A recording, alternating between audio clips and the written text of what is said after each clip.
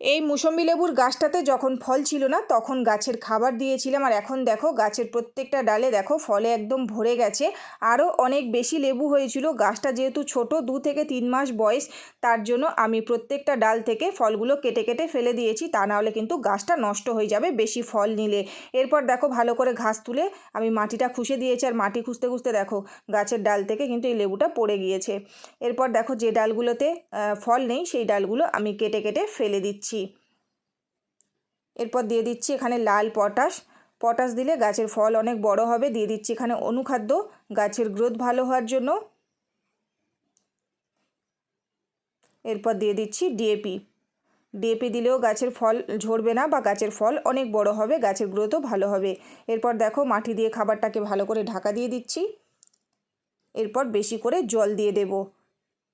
এরপর দেখবে গাছের লেবু অনেক বড় বড় হবে।